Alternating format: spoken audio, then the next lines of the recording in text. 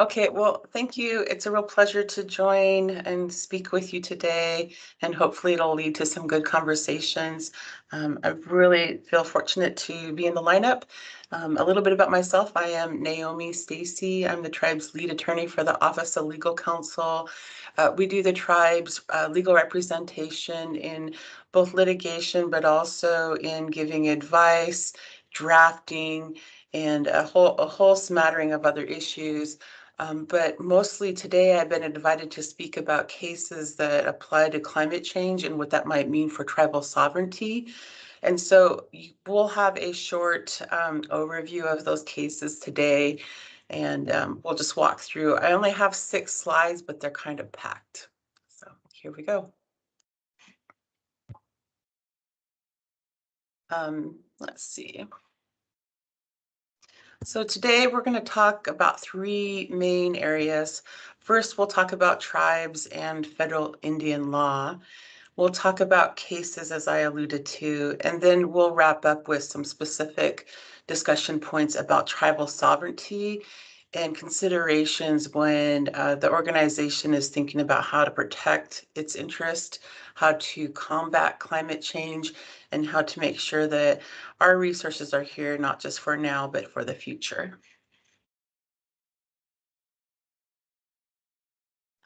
So there's 2 main areas that when we talk about federal Indian law, to make sure that there's some fundamental concepts that we talk about with folks. And so you've probably heard in the lineup with previous speakers, hopefully everybody's mentioning the tribe's treaties.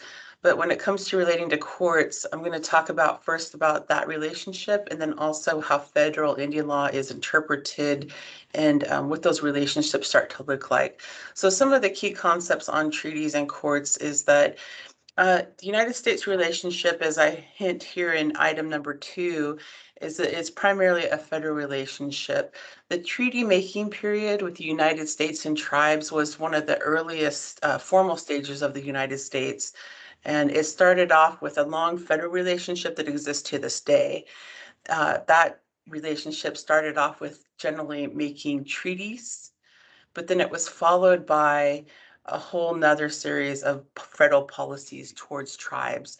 And the whole idea about making treaties was primarily to secure basically the right for the United States to take land, use land, dispose of land on behalf of the United States. And at the time that treaties were being made, the United States was expanding. So that treaty making period was then followed by removal of Indian people from the traditional areas. Some tribes were moved many, many miles across what we now would consider several states, halfway across the continent. And some tribes were able to remain in their Aboriginal or traditional homelands like Umatilla. But that period was, so we talked a little bit about removal. There were also then periods, federal periods, where the federal policy was then to assimilate Indians as if they were going to go away and become something or someone else. It was followed then by a period of recognition that those federal policies had largely failed, and that perhaps tribes really do better when they are organized under their own governance. And so that period was called reorganization, and the federal policy was to encourage tribes to develop something more formally recognized as governments. But then that was quickly followed by what was called the termination period, where the United States realized that what it considered its Indian problem was not going to be going away, that there was going to be long-term commitments and impacts to the United States and their obligations. And so the United States turned to move forward to terminate its federal relationship with many tribes across the United States. And also for those tribes that they weren't terminating, they also sought to go ahead and impose either state criminal or civil law over reservations in an effort to bring what they considered more order and provide access to courts for disputes on reservations, was what was said.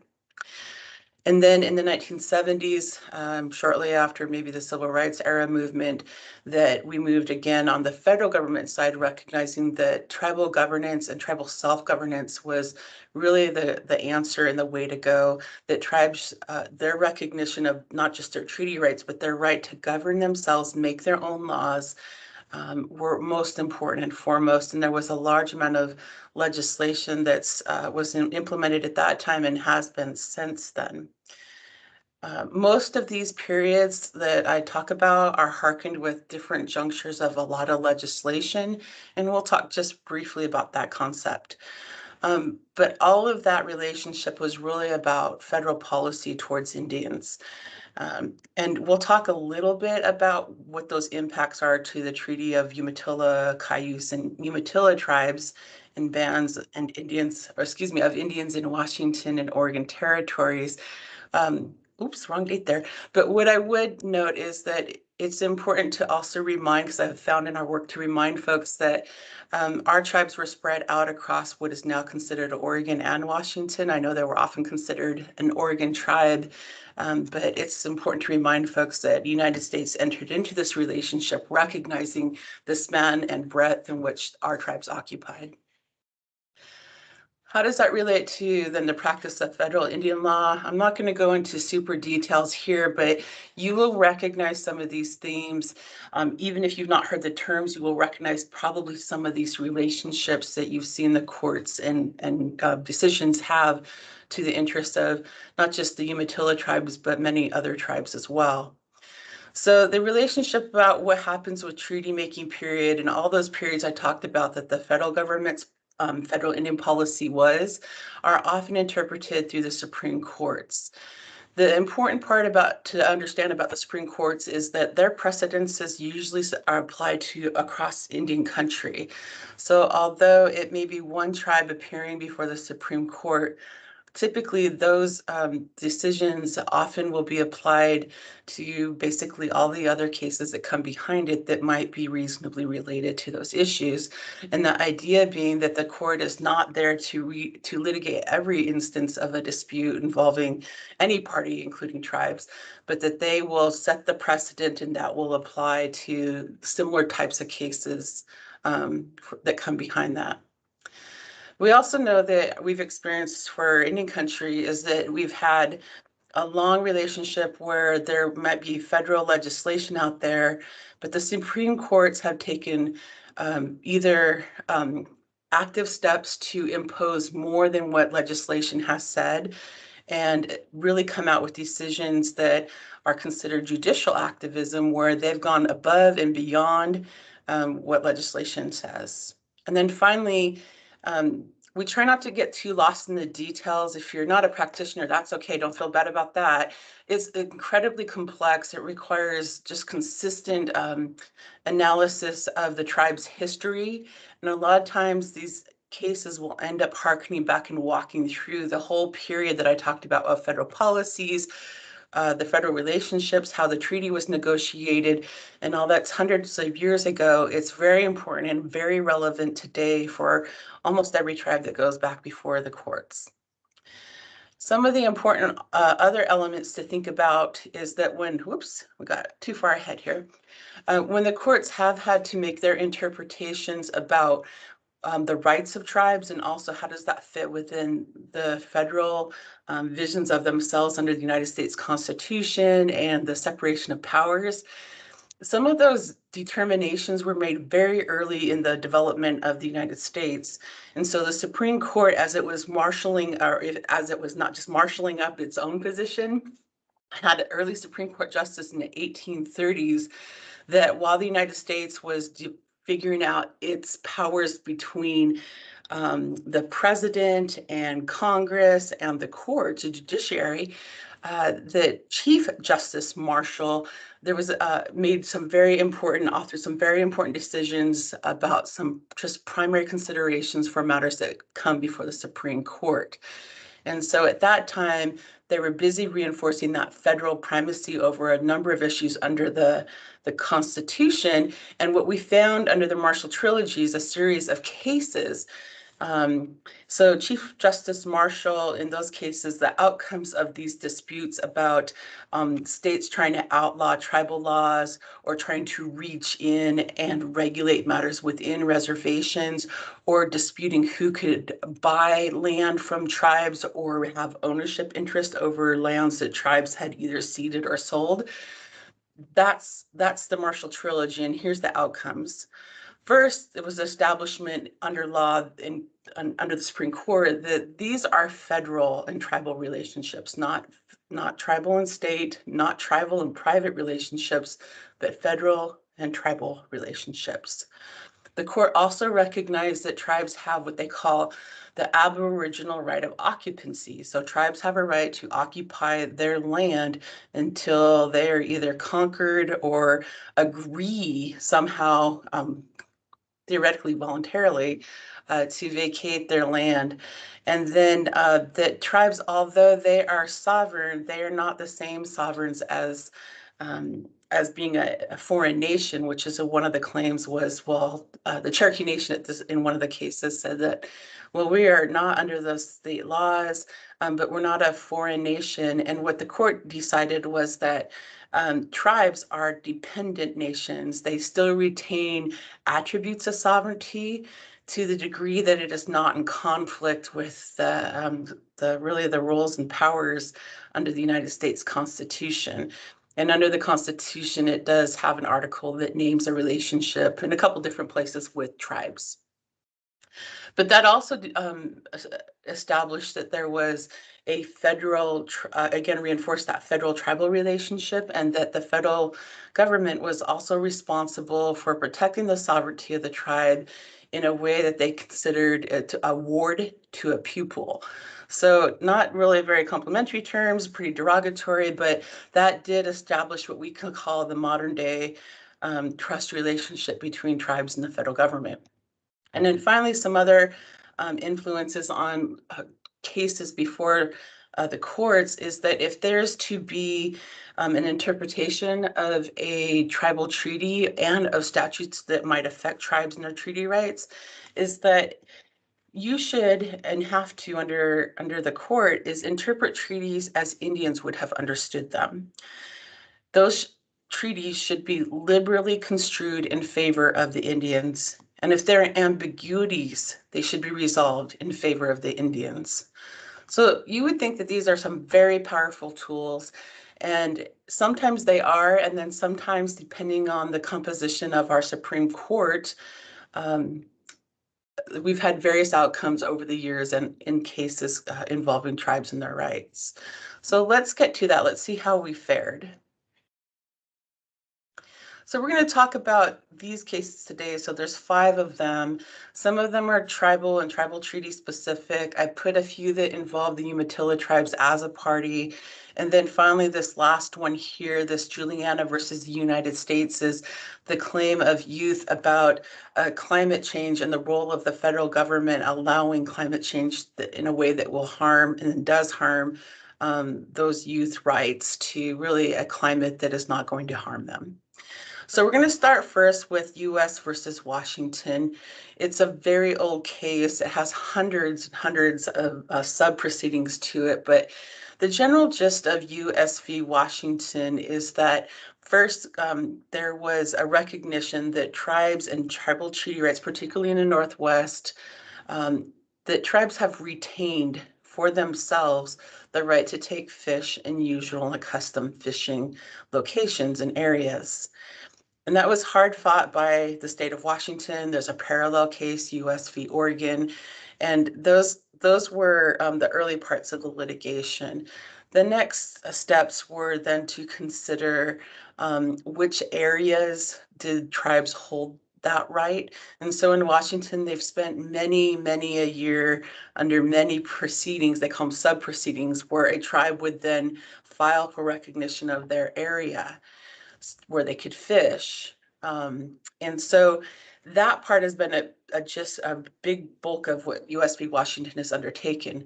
But starting about 20 years ago, there was another stage to US v. Washington, and that claim was by those tribes with their recognized treaty rights that Washington was maintaining culverts that were blocking fish passage because fish runs over the years, particularly the last 40 to 50 years, have really taken a nosedive. Some of the species are right on the edge of even being viable anymore. And the tribes were really looking for ways to enhance their treaty habitat. And despite all the work that you can do on restoration, there are some things that you cannot overcome, and fish passage is one of those. The tribes banded together and notified the state and said, we have identified these culverts. You are blocking our passage, and they're blocking our treaty right to access those fish. And it's making it so that you're impacting our treaty right. The state had a number of responses, but basically worked on just a couple culverts and then thought maybe they might be able to move forward without getting much more work done. And the tribes continued to hold them accountable, had meetings voluntarily because US v. Washington requires that you notify the party, particularly the state, if you have a dispute against them, basically have an opportunity to notify that party of the problem and then see if you can't remedy for an outcome before you proceed with the full set of litigation. The tribes maintained that process. They exhausted that process, and really with the state of Washington not wanting to step up. In particular, they were concerned about the extent of what that would mean for their obligations on the state side, and it meant replacing culverts across the state, which is really spendy for them. The tribes went ahead and filed then before the federal district court in Washington. They were successful. They filed again on appeal, and the state of Washington appealed that. And then the Supreme Court, when it got its case, basically really upheld the tribe's treaty right to have meaningful access to taking fish and recognized that Washington had had every opportunity to remedy these culvert issues, and that tribes, their treaty right is not just one to, dip your net into an empty river. It is meant to be meaningful and persist over time. Washington argued that they had every right, every right to go ahead and harm fish, even if there was no fish left to be harmed. And the court really just railed against that, which was a great outcome for us. This is, I think, a 2018 decision. And the United States also backed the tribes in those claims. So we thought that it was a pretty successful outcome. Some of the arguments that Washington also posed were that if the implications of the culverts case were that if you can force this state to go ahead and have to replace their culverts, what would that mean for something like the Columbia River dams? And so the court noted that that certainly was something that was out there, but that was not the claim of this particular dispute. And if you're aware of, and there's another time and place we can discuss the implications of US v. Oregon, but that is exactly the current dispute, long-running dispute about not just the operations of the dam, but the viability of them and if fish passage is possible and adequate and what those mitigation measures require. So we've got an important case out there that protects a tribe treaty right to take fish, and that conditions cannot come along and impermissibly intrude upon that right to take fish. In Yakima versus United States Fish and Wildlife Service, this other case here, this is a different approach where the right was, well, I'm going to back up before I talk about what the right was. In Yakima versus U.S. Fish and Wildlife Service, Yakima is the lead plaintiff, but it also included Umatilla and Nez Perce. And the U.S. Fish and Wildlife Service manages an area adjacent to the Hanford site up in Washington State. And in that area that U.S. Fish and Wildlife manages in a cooperation agreement with USDOE, the entity that operates Hanford, is that there was also an effort from that agency to cooperate with the mandates of legislation under the National Reauthorization Defense Act. And under that act, there was to be wildflower tours to occur at Rattlesnake Mountain. Rattlesnake Mountain is a traditional cultural property. It's very important to the tribes, both culturally, for plants and also for religious purposes. And so the tribes had urged U.S. Fish and Wildlife to be protective of Rattlesnake Mountain, to make sure that there was plans and consultation so that there could be mitigation against any damage or impacts to the interests of the tribes.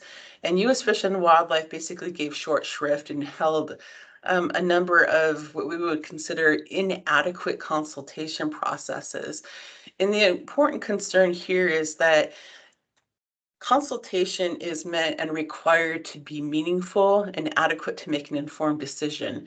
And when U.S. Fish and Wildlife went with closed ears, part of their duty is to make sure that they have enough information to give to the tribes so that you can see what the impact is on your plans. And then for the tribes to be able to make an informed then set of information and response back about those impacts and how to meaningfully protect the tribe's interests and rights. The court found that U.S. Fish and Wildlife failed to do so. The tribes had told them so and exhausted those voluntary opportunities of communication with U.S. Fish and Wildlife. And so that was really important because it shows that consultation, even though it doesn't often have a remedy listed in the consultation requirements, that there is a way to, one, stop that kind of impact, and two, that there's accountability. So those tours have ceased, and now this tribe is actively requesting U.S. Fish and Wildlife to re-engage in consultation. We list this third case as neighbors against bison slaughter. It's in the U.S. District of Columbia. This is another case against U.S. Fish and Wildlife. And so these are generally property owners who live near or own property near Yellowstone National Park. And there is a place called Beatty Gulch where when bison leave the national park, that's where hunters have been taking bison that are available for hunting, both tribes and non-tribes. But what the Neighbors Against Bison Slaughter claimed was that there is a federal law called the National Environmental Act, this little acronym here that we placed on the screen, it's called NEPA for short. And what NEPA is it is not a tool that says you can or can't do these activities.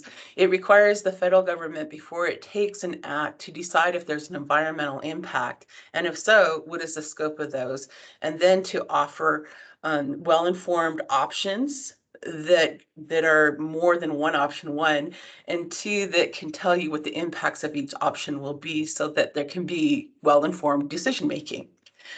What the Neighbors Against Bison had claimed was that this NEPA process was failed and inadequate. It did not consider the harm to them by being in the area where bison were taken, and it was also harming their property rights.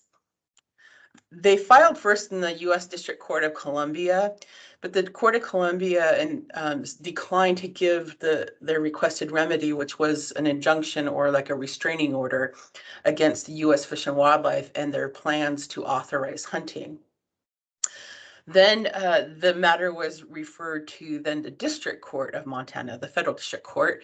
So Montana again denied that there will be any restraining order issued, and that's a two-step process. One, you go to the court first and you say, I need an emergency restraining order or an injunction to stop this. And so failing at that, then the Neighbors Against Bison then said, we want to have a permanent, we want to proceed to the actual merits of the case. And that way all the parties are present, because when you go for the first one, you can go without all the parties present. And even if it's issued the injunction, then you will have to show up at a later date and then show why your injunction should continue. And you'll have to face full arguments of all the party before the court. So that that case was denied for the preliminary, and then on they call it the merits when you're doing the full argument, that was also denied. Neighbors against bison slaughter have now filed before the Ninth Circuit to have that review. But what I should say, when Montana denied the neighbors against bison slaughter request for an injunction or a restraining order against the government, is that the court found that that NEPA analysis, the environmental review, had been adequate.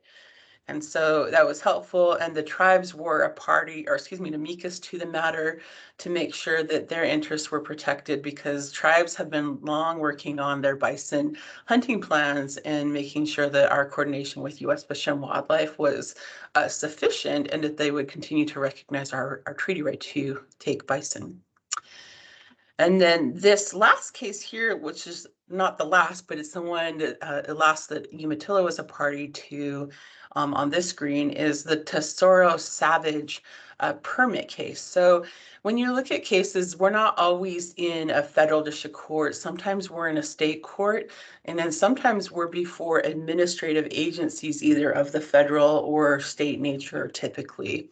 That's because they're often managing resources that are impacted or will impact our treaty rights, but we aren't always the one in charge of that. And so sometimes we're appearing places that you might not expect. So this was a Tesoro Savage permit to the state of Washington to have a crude oil distribution center. And that is a matter that is permitted, really, the authorizations occur by hearing of the Washington Energy Facility Sightings Entity. We call it FSEC for short. But that is a group of folks who are appointed by the governor of Washington. And what they do is, if there are concerns, then you file for a hearing before FSEC. And FSEC then heard the concerns that were filed before them, because there was not just tribal concerns, but many people who lived in the area and also environmental interests who all filed concerns before FSEC. If permitted, it would have allowed for Tesoro Savage to transport, I think it's up to 360,000 barrels of crude oil a day to be distributed from that center. And so there were great concerns about whether the environmental analysis impacts, the state version of that, were sufficient, if there was enough emergency response planning, if there was consideration for endangered species and those impacts, if there was consideration about impacts to tribal treaty rights. And so I listed here that the denial of the permit, and I should say that FSEC found that there was a recommendation not to issue the permit, and they make that recommendation to the governor, and then the governor decides whether to issue the permit or not. The governor also took the recommendation of FSEC to deny the permit. It's not the only reason that that permit was denied, but there was certainly a part of the record, and Umatilla argued in front of FSEC that the failure to recognize both the impacted treaty rights and also the lack of emergency response planning was an important concern that we had brought to the table. As those proceedings were occurring, they were already set for hearing before FSEC. That was the same summer that there was then a derailment over by Mosier on the Oregon side from Union Pacific Railroad, and that there was a large fire there. And so that was something that was considered for the tribe's arguments about the failure to have an adequate emergency response as well, using that example from Mosier. So that's some of the tribal cases. This last case, Juliana versus United States. This is in the District Court of Oregon. This is a group of youth who asserted that the government's affirmative actions that cause climate change violate those youngest generation's constitutional rights to life, liberty, and property, and they fail to protect the essential public trust resources. And I'm going to switch screens if I can. We'll see how it goes.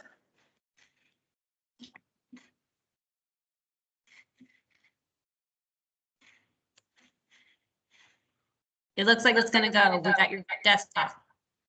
Okay, let's find my case.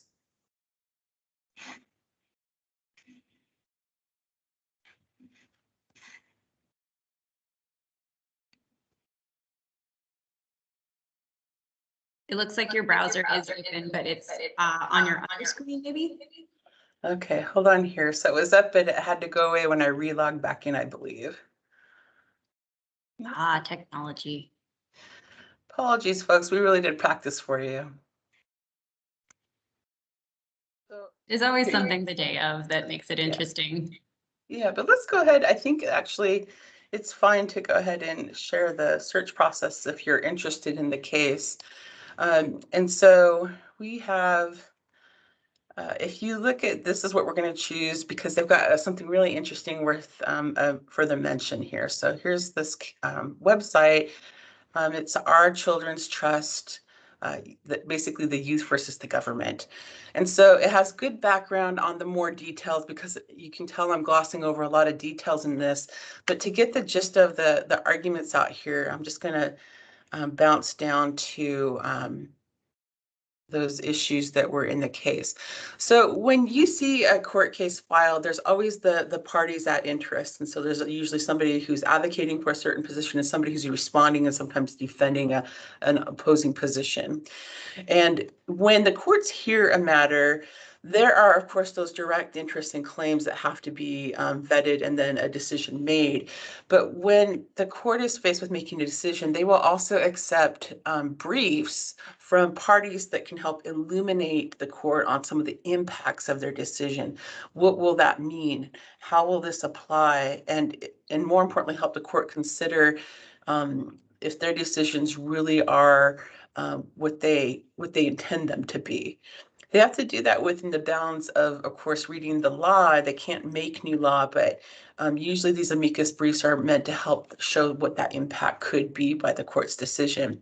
So forgive me for scrolling through here. This is a really nice website with lots of good information, but what was interesting about the amicus briefs that the court accepted are some other elements. So we were talking about tribal interests in these claims, but outside of the tribal interests, there are also other policy decisions that are important to the court's consideration. And those policy considerations typically come through interpreting, of course, federal policy and the legislation that's out there. But there are also outcomes and policy points that courts have arrived at because they've been hearing these types of cases for quite some time. And so there are other tools out there. And so when I scrolled through these amicus briefs, it was interesting to see the kinds of positions that were advising the court about the potential outcomes. So I'm just going to briefly walk through those because they're helpful. So the party submitting, so there was a number of environmental advocates here, but you can see that there was a discussion about demonstrating that the U.S. international commitments and international law and evolving jurisprudence or law in other countries support the fundamental right to a climate capable of sustaining human life. And if you've had a chance ever to look at the United Nations Declaration of the Rights of Indigenous People, and I think one of the presenters might have done that, at least an allusion to what those issues are, but those are a really great set of translations that we think of, I think, from tribal communities. It's a good translation to like the fundamentals of what your rights should be. So in the United States, I think folks are really familiar and get taught in school the Bill of Rights and what your personal civil rights might look like and should be. But what was really helpful about the United Nations declarations is it's like a translator so that as an Indigenous people, that it helps talk about often your relationship to where you are from, your commitments and relationship to natural resources, your cultural practices, and helps recognize and then discuss the protection of those. And those are really helpful. So it was really exciting to see that this was then a focus of this amicus party. And then we had other really environmental kind of focuses here. There's objecting to the government's inappropriate bid in the guise of a mandamus petition, which is really wanting to declare a certain action. But there was an objecting to that of really a well-reasoned decision in the lower court. And I guess I should say before we start talking about what court decision there was, there's really been procedural arguments all along about if there's what's called standing, who had standing? Do you even have a dog in this fight? Do we recognize in the courts, can you be in this court? And that's really what the disputes have been. And so this amicus brief group kind of spans that spectrum. And so the trial, I don't believe is occurring yet. It was extended, the date for trial was extended by COVID, but it's all been procedural up until this point. Standing. So there was folks advising about the standing of those children with the focus on the impacts of climate change on the oceans, how these impacts have harmed youth plaintiffs, and support for what we call the federal public trust doctrine. That's a recognition that there is not just like a federal trustee relationship that tribes have, but there is also a federal trust doctrine for just general citizens to have rights to clean air and water and land and basically places they can be safely. And then you had a slew of faith organizations who argued that the moral foundations of government stewardship and the action on climate from a perspective of multiple faiths support the public trust doctrine. So often we're battling maybe some old era ideas that natural resources are there only to be exploited and only to the exclusionary interest, only for the sole interest of mankind, basically. And it's not everybody's view. And so it's helpful that somebody besides tribes are saying this. And then there are these law professors, a whole number of them, and we've seen a really interesting trend over the last, I don't know, 15 years or so of law professors really taking interest in briefing the court. And so they really focused on what is substantive due process under the Fifth Amendment. What does that mean for everybody else? So under the Fifth Amendment, that protects your right to property, to liberty, to life, without, and that you have that right and that you retain that right, and the government may not take that from you without due process. And so that idea here is continued to be advanced.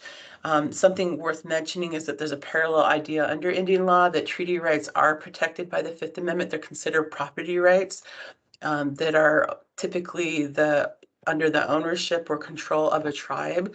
So collectively, the tribe has the right to the treaty right, and that impact on that is really a taking and protected by the Fifth Amendment. And so it's helpful to see that these also are concepts outside of Indian country. Finally, the League of Women Voters and just went ahead and targeted like the role of courts as checks and balances on the political branches, and how irreversible impacts justify urgency and standing for youth. There was another amicus brief that argued about the public trust doctrine and the obligation to protect common property, the property of the people, really. And then a Sierra Club rounded out with limitations of litigation using some statutes and the reality of the Trump administration undoing past progress. So that's the type of impact that the courts will look at when they're making decisions in this case. As I alluded to, this is still in the really the procedural end, but those are some tools that are out there that that tribes can consider in their own sovereignty. And you can tell because I was able to draw some parallels between tribal treaty rights and also what the federal courts have recognized as a public trust doctrine and property rights that cannot be divested without due process. Those are out there as tools to use in climate change. There's not a lot of super direct climate change cases that are out there, but I'm going to talk a little bit about how do you use some of these tools, because there's a lot more, but how do we use some of these tools when we're looking at protecting tribal sovereignty, particularly with the ever-changing impacts from climate change. So on the governance end, I think it's really something that we hearken on quite a bit is to make sure that that the tribal government has clear policy that integrates into tribal social, cultural, traditional, economy, and treaty purposes. And the reason being is that when examined from either the outside or the inside, is that you're looking for governments to have a clear policy and what are they protecting? Why did we make this law? Why are we taking these actions? And it's really important to harken back to what those really are. what I told Colleen when we prepared for this discussion, and if there was anything useful to bring to this from my end, is a conversation where I said, I'm I want people to know that when the tribe continues to be itself, when it occupies all of its area, particularly, culturally and traditionally, economics, and fulfills its treaty purposes and practices in them, and nurtures those, that's actually when we are most successful defending and advocating for the tribe and its treaty rights and its interests. So how do you do that? And how do you do that in a way that can be successful? So the structures and frameworks of our tribal government are really powerful to do that. So these policy considerations here, um, those ones are ones that then need implementation. So make sure that you have frameworks that demonstrate that those functions are occurring, that we have services that reflect and show that they're carrying out these purposes, these policy purposes, and why, and report on them and record their data so that you can give life to that story. And you can show that there's something behind the policy. We aren't just saying it, we're doing it, and we're living it, and we're adjusting as we move along. And so you want to make sure that you have things like, for example, we have a tribal comprehensive plan that sets out very broad policy goals. It has some benchmarks, whether you like them or not. The fact is that there are benchmarks, like there are performance standards that we think will measure if we're doing what we want to be doing. We have services that are meant to carry these out.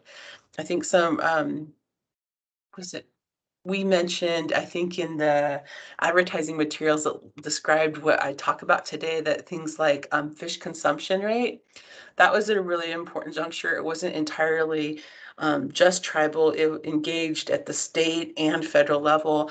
Was that this tribe was a big leader in talking about how do you protect the right to eat clean fish that do not harm you. And so this tribe, through really its natural resources and other departments, developed a recommendation based on really the consumption rates, both at treaty time but also modern times, and explain the difference between why there might be a change, that there was more fish eaten in the past versus today. And then said that we still have the goal of being able to eat as many fish as we would have. And we want to do that cleanly, we want to do that safely, and we want to be able to do that without harming, further harming our species and their survivability. That fish consumption rate that the tribe set for itself, it incorporated into its own water quality standards, was really powerful in advocating with states when they had to set their fish consumption rate. So that's one of the examples, or translating the way that the First Foods program and the First Foods policy, what those policies do is it helps translate what the leadership policy goals might be, but then also directs those programs about how they're going to operate in services, and then again do the activities it takes. So the field work to monitor the data and to see if it's really achieving the goals that are under there for their purposes. So those are all really important ways that structures and frameworks can give life to tribal sovereignty, but I'm going to talk a little bit also about why those are very important for, again, the advocacy and defense of cases. So this third bullet point here talks about inherent sovereignty. So when the tribe is doing those first 2 points, those are ways that we can point to that the tribe is exercising its sovereignty. It is determining for itself how it will govern, and then it is taking those steps to make the services happen. So exercise your sovereignty, be sovereign. There are a lot of cases out there, and there's legislation out there that is devastating for tribal jurisdiction. But this tribe and many other tribes, we're not alone, have found ways to step past that or to build bridges over those limitations about our jurisdiction over what we call a checkerboard reservation, where not everything is tribal land, not everyone is tribal. And the outside courts have seen that as a reason to harpoon or take shots at tribal sovereignty. But our tribes have found, and we've found our partners out there who've recognized that comprehensive natural resource management in particular is not something you can do on a patch by patch basis, that our policies for clean water or for livable land or clean fish, you don't do that based on, well, Indians live on this parcel and then non-Indians don't. So you can do it here, but you can't do it there. We have our own partners. We have our own policies that say we have to do this comprehensively. And so we've found those ways, and those are really important. And sometimes it means you have to be creative, because sometimes the law does not support us in those relationships, but we have found different ways to do that. Well, what are those ways? And so that harkens to really my last talking point here is non-cases, because um, the law is not always our friend, or our courts are often not ready for the remedy we need. I think there's a case out of South Dakota where the tribes there were very successful in being able to make a claim that their land, the Badlands, were improperly taken from them, that they're very important culturally, both for its natural resource, but also for their creation and their religious beliefs. And even though they won recognition that those lands were improperly taken, the remedy for them was not to get those lands back that they need. It was money. And that tribe has never used those dollars. Those are sitting and waiting for the tribe to take them, and they won't. They need their lands back. They need their lands back so they can exercise their rights and responsibilities that they're obligated to under their own laws and under their own sovereignty. And so you can't always get the remedy you need in our court, in the United States courts. So what do you do when your case in courts can't be enough for you? Well, you have other tools. So consultation is one that on the government side is used quite a bit. And consultation in itself isn't, or sometimes isn't, the answer to everything, because we saw that in the U.S. Fish and Wildlife cases that the agency was there, but they weren't intending to consult. They weren't using the full meaning of making an informed decision about your impacts, making sure that the tribes are helping you with that discussion, and then projecting, like, how do we protect against those impacts or mitigate if there are. So consultation also, besides the opportunity to have a better plan, also I call it leave no record undone. So you also want to make sure that you have a clear record that the tribe has claimed and shown you its treaty interest, that you had every opportunity as a federal agency to make an informed decision, and that you made a decision that was informed and accounted for what you knew. There's it's not a tribal standard out there, but under the laws of the United States, many of those agencies are subject to what's called an Administrative Procedures Act. And it sounds very bureaucratic, and it can be, but the tool of that is that those agencies are responsible for not making arbitrary decisions. That doesn't mean that just because you disagree that their decision is arbitrary, but their decision needs to be based on something. And if you, as a tribe, consulted with an agency and they fail to take into account your good job of creating a record that you have a treaty interest or a statutory right, that you gave the information to the agency and they basically failed to do anything about it, then you can make a claim that that decision was arbitrary. There are also agreements and partnerships, because sometimes consultation can be really fruitful, especially with partners who are ready. So agreements and partnerships will often address some of those impacts. There are also tips that you, whatever role you're in, the goal is to lead with solutions. So often what will happen is that you'll have a partner across the table who is perfectly willing to do something good. But what we've found at Umatilla is that not all solutions are the right solutions. It's important for the tribe to do its best job with its information, with its policy goals, to figure out what they think their solution is. And that's because you found that we've had outsiders like the federal government fixing things that they think are a problem on reservations and in country for many, many years. And much to the avail of everybody is that they're not always solutions, and sometimes they make things worse or unintended consequences. And so Umatilla and all tribes, I would encourage them to lead with their own solutions with whatever capacities they have. And sometimes the solution is things like capacity building, and other times it is recognizing us as co-managers of a resource, or sometimes sole managers of a resource. So those are important things is to know your own solution. make sure it reflects policy and the structures that you have or the capacities you have. And it's okay that you may have more than you want or less than you want, but the thing is to take ownership of where you are and build that road for them to partner and help you. And then wrapping up with, I think one of the other speakers talked a little bit about that they work on legislation and that sometimes is important to the impacts of the tribes. And so this arena that I'm privileged to work in, I think, is that it's both law and policy. And so we see a lot of not just litigation and tracking cases, but also we see a lot of legislation get to help make recommendations about how legislation should be formed or drafted at the, of course, the tribal level, but also at the state legislature and the congressional level. And some of those issues to think about is that often we will see an issue where our tribal staff have done great work at the operational level, at the technical level, and they've exhausted what they can do, and there's a barrier. And often what will happen is then our office and or the communications office, who does a lot of the public affairs, which is really a lot of legislative relationships and other government relationships, will then be engaged. And so our folks have done all of the first parts. We've got clear policy, we've got structures, we consulted, and none of that worked. And it's because there's often just much bigger issues that have to be corrected, and sometimes misalignment in the law, misalignment in agencies. And so that's where you'll see us kicked in and working on issues.